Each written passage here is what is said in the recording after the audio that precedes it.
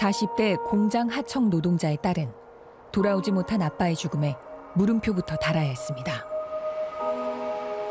저는 저희 아빠가 왜 죽어야 하는지 모르겠어요. 작업자 6명의 목숨을 앗아간 리조트 공사 현장 화재 사고. 유족들은 부실한 안전관리에 늘 불안했다던 얘기가 귓가에 맴돕니다. 화재 대피 훈련을 3개월 동안 한 번도 받은 적이 없어요. 이 현장이 항상 안전에 대해서 되게 불안했다. 일하다 죽지 않게 중대재해 처벌법 시행 3년.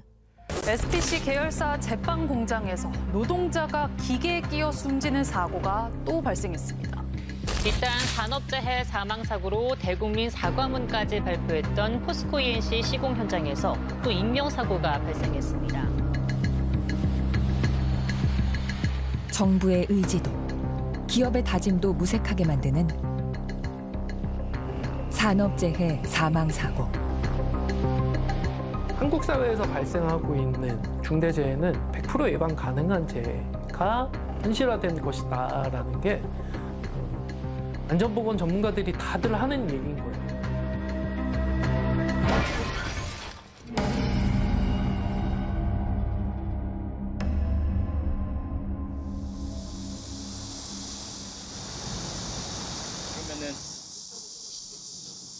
이모 씨는 7월 말 포스코 ENC 건설 현장에서 일을 하다 사고로 왼쪽 다리를 잃었습니다.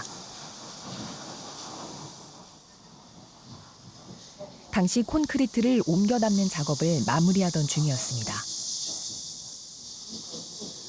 고정됐어야 할 레미콘 차량이 움직이며 그만 몸이 끼인 겁니다. 조금만 한 3초만 늦었어도 전 죽었죠 이제.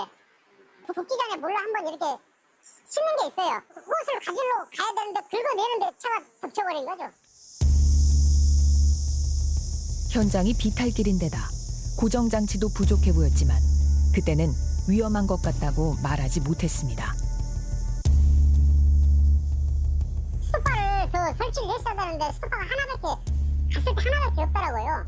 그 면이 고르지가 않아가지고 그런 거를 저희가 저쪽에다 말을 못해요. 의뢰 입장에서는 이걸 이렇게 해달라 그렇게 말을 하지 못합니다. 누구나 다 지금까지. 현장의 안전 조건을 미연에 확보하지 않은 건설사엔 원망하는 마음이 생깁니다. 설마 사고가 나겠어? 이러는데 그 설마에서 이 사고가 이렇게 나버린 거잖아요. 그런 부분에 또 경각심을 좀 가지고 해주셔야 되는데 아직도 우리나라에서는 그런 게 좀 없더라고요. 거기에 품이 또 들어가니까 돈이 들어가니까 그걸 아끼려고 그렇게 그 아낀다고 해서 얼마 아낀 거 아니잖아요. 목숨은 지켰다는 안심도 잠깐. 앞으로의 삶은 막막하기만 합니다. 자식도 지금 대학교 지금 4학년이어가지고 학교도 마감을 시켜줘야 되는데 이거 이렇게 돼버리니까 이제 내가 이 상태를 보니까 화망하죠. 포스코 ENC는 올해 들어 중대재해가 빈번히 일어난 대표적인 사업장입니다. 1월 경남 김해 아파트 공사 현장에서 한 명이 추락해 숨졌고 4월에는 경기도 광명의 신안산선 지하터널 건설 현장 붕괴로 한 명이 또 숨졌습니다. 불과 열흘 뒤에는 대구의 주상복합 건설 현장에서 추락 사망 사고가 있었고 7월 함양 울산 고속도로 건설 현장에서도 끼임 사고로 한 명이 목숨을 잃었습니다.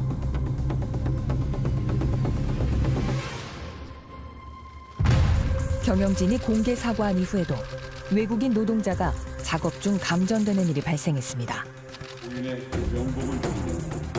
결국 대표이사가 자리에서 물러났습니다. 위험의 원인들에 대해서 진단을 핵심적으로 못하기 때문이죠. 추락 사고가 발생했다 그러면 추락 방지망을 안 했기 때문이다 라고 이야기를 한다 그러면 추락 방지망을 하면 되는데 문제는 왜 계속 안 되고 있지? 그럼 추락 방지막이 안 되는 이유를 찾아야 되는 것이죠. 그걸 교정해 줘야 되는 겁니다. 위험의 근저에 있는 문제들이죠. 최근 산업재해가 유독 충격을 준 건 기시감을 주듯 같은 회사에서 비슷한 사고가 반복됐기 때문입니다. 5월 기계 끼임 사고로 한 명의 노동자가 숨졌던 SPC에선 2022년과 2023년에도 같은 사고로 2명의 노동자가 희생된 적이 있었습니다. 6월 태안화력발전소의 노동자 기계 끼임 사망 사고도 7년 전 고 김용균 씨 사고와 판박이었습니다. 사람은 실수하고 기계는 보장한다. 그걸 기반으로 안전 조치를 해라. 그러니까 이 산재와 관련한 근본적인 성찰 자체가 부재했기 때문에 이런 문제가 계속 발생하고 있다고 생각하거든요. 우리 법에 산업재해 예방 의무가 없는 것은 아닙니다. 위험성 평가 제도가 시행되고 있는데 사업자가 자신의 사업장에서 발생할 수 있는 위험 요인을 파악하고 대책을 수립하도록 하는 중요한 산업재해 예방 조치입니다.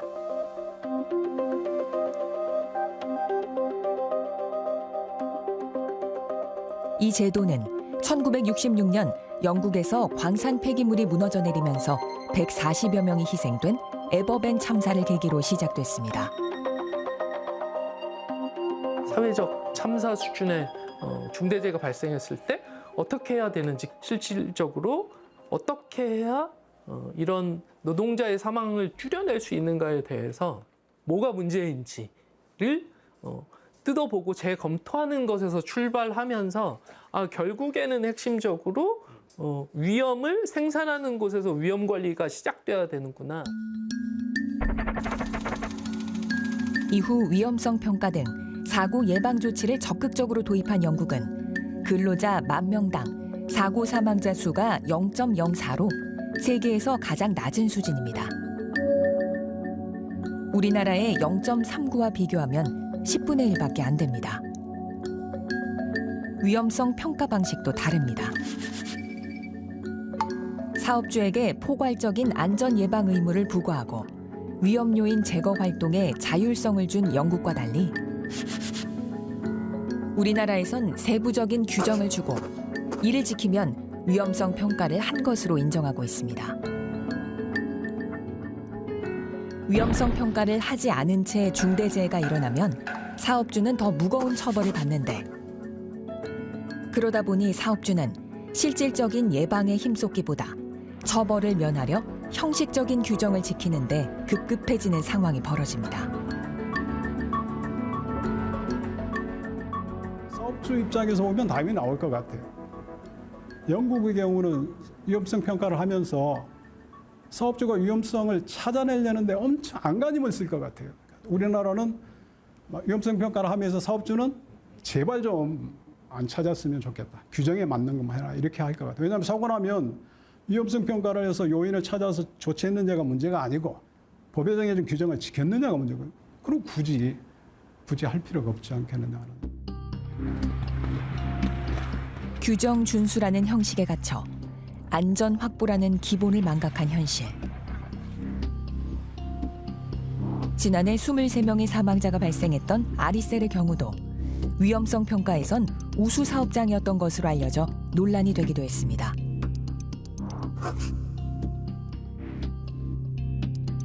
사고 예방을 위해 가장 중요한 위험성 평가 제도가 실효적이지 않다는 지적이 나오는 이유입니다. 해야 될 최소 기본선만 다 나열해놓고 난 다음에 그거를 이수하게 되면 사업주의 안전보건 관리에 있어서의 책임이 소각되는, 다한 걸로 되는 이런 구조에서는 포괄적으로 자신의 사업장의 위험을 스스로 드러내라라고 하는 구조는 맞지 않습니다. 전문가들은 위험성 평가가 실효성이 있으려면 현장 노동자들이 위험을 쉽게 말할 수 있는 환경이 조성돼야 한다고 강조합니다. 위험이란 것 자체가 일하는 사람들의 눈에 가장 잘 보일 거 아닙니까? 그렇죠? 그러면 이런 사람들이 어떤 광실 어떻게 일할 때 무엇이 위험이 도출되는 걸 가장 잘 안다 그러면 그런 현장에서 발견된 위험들을 자체를 그대로 드러내고 개선 논의를 할 수 있어야만 되는 거죠.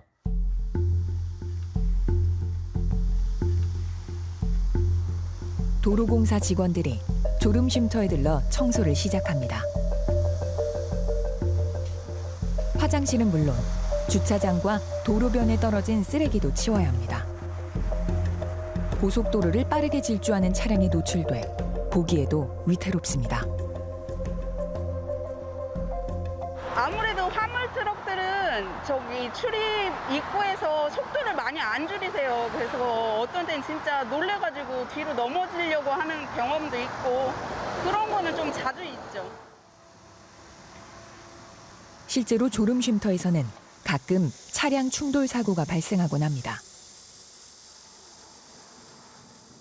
본선에서 내려오는 길이 내리막이에요.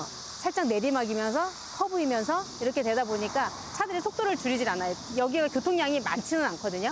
그러다 보니까 너무 이제 세게 내려오다가 이게 제어가 안 된 거죠. 차량이 간이 화장실을 들이받은 그날, 다행히 인명피해는 없었습니다.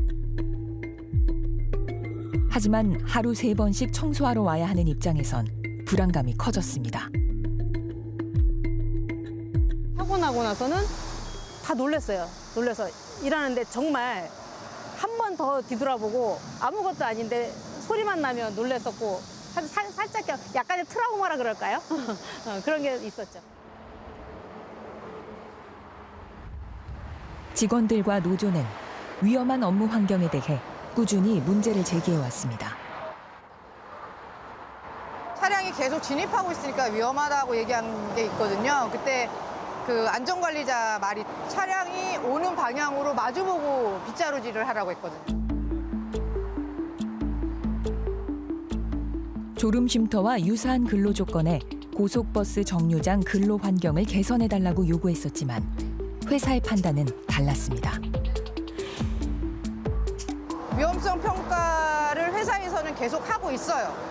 계속 하고 있지만 거기에서는 안전하다고 나오기 때문에 노동자가 일을 하고 있고 그래서 저희는 그 문제를 지적을 했고 위험성 평가에는 현장 근로자도 참여시켜야 하는데 그 참여자를 사업주가 정하다 보니 실질적인 개선 요구가 잘 반영되지 않았습니다. 참다 못한 노조가 제3의 기관에 위험성 평가를 의뢰했는데 회사의 평가와는 달리 작업 현장이 위험하다고 결론났습니다. 모든 일터에는 위험이라는 것이 존재할 수밖에 없고 사업을 한다는 건 위험을 떠안고 사업을 하는 거잖아요. 그러면 그 위험이 노동자의 몸을 통해서 드러나지 않도록 하기 위한 조치를 하려면 이 당사자들의 목소리를 제대로 반영하는 게 너무 중요하다는 것이죠.